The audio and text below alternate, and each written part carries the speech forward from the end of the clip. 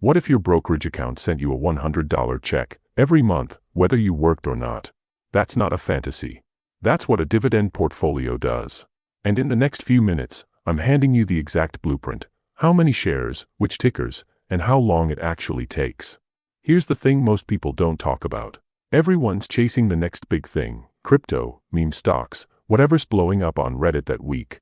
And look, some people win. But most people, they end up back at zero. Sometimes worse. Dividend investing is different. You're not betting on a stock going up. You're getting paid just for holding it.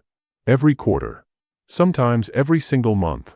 It's boring on purpose, and that's exactly why it works. So let's get into the actual math, because this is where it gets real. To hit $100 a month, you need $1,200 a year in dividend income. That's it. That's the target. Now, how do you get there? 3 tickers. That's all this blueprint takes. First one is SCHD. Schwab's U.S. Dividend Equity ETF. This thing has grown its dividend every year for over a decade. It's not flashy, it's reliable.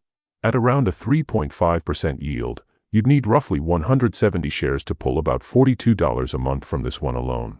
That's around $13,000 invested in SCHD.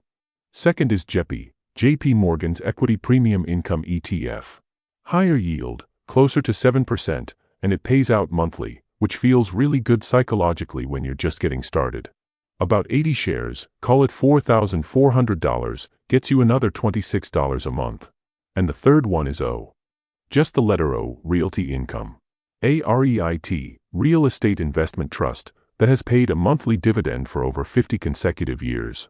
50 years. Around 60 shares, roughly $3,500, adds the last $32 a month. Add it all up, you're looking at about $21,000 invested across 3 positions, generating right around $100 every single month. Now I want to be straight with you.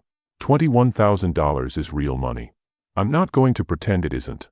But here's what most people get wrong: they think you have to have it all saved before you start. You don't. If you put $500 a month into these positions and reinvest every dividend you receive, compounding starts doing the heavy lifting. You're looking at hitting that $100 a month milestone in about 3 to 4 years. And once you hit it, you don't stop. The same math that got you to $100 gets you to $500. Then to $1,000. You've already cracked the blueprint. Everything after that is just repetition at a larger scale. That's the roadmap. No secrets, no hacks. Just shares, time, and consistency.